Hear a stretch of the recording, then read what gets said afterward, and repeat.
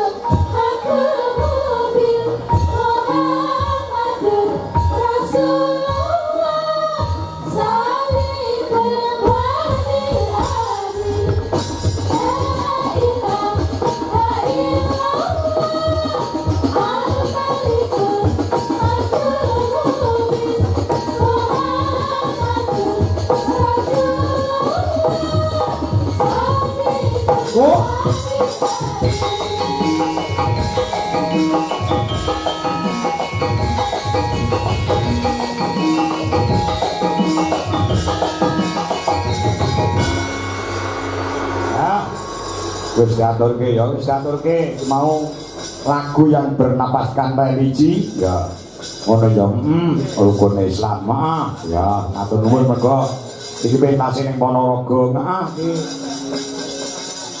utamane ana ning Wago Meguan ngono ya sembah nuwun untuk para tamu undangan sing pareng rawuh ya nduk iki utamane saka Kepala Dinas PMD Kabupaten Ponorogo Pendhane Bapak Haji Tony Sumarsono SS MSI malam ini juga kepareng rawuh ngono ya datang kantun Wakil Ketua DPRD Ponorogo Pendhane Pak Pamuji ya kepareng rawuh ya Forkopimka ya Kecamatan Sambit ya kepareng rawuh uga mau Pak Lurah ya kepareng paring dawuh ya Pak Camat ya Pak Camat Pak dan Ramil Pak Kapolsek ya kepareng rawuh ya uga kepala desa sewilayah Kecamatan Sambit ya bengi pareng rawuh ngaturaken sugeng rawuh ya ngaturaken sugeng lenggah sugeng amil sani ya ngono ya nek ora menutup mata nek Ponorogo kuwi sing sering pintas ana kene adinku Nduk Mas Cahyo Kuntadi ngono ya awake dhewe kulinane ning daerah Nganjuk sing kerep lah ya ing alhamdulillah tahun ini awake dhewe sawetara sawise Dewi ini ana ing prajekan delalah ana ing ngadesanan ya pengin awake dhewe iso kelakon insyaallah muga-muga mengko iso nulari lurah-lurah liyane ana ing Ponorogo. Oh ya kesoke dawuh ya Saiki ana bintang tamune, ana Mas Gareng saka Wonosobo. Oh, Wonosobo. Ya. Iki wajah baru ning Ponorogo. Ya. Ponorogo iki dijajah karo Gareng Tralala. Ya.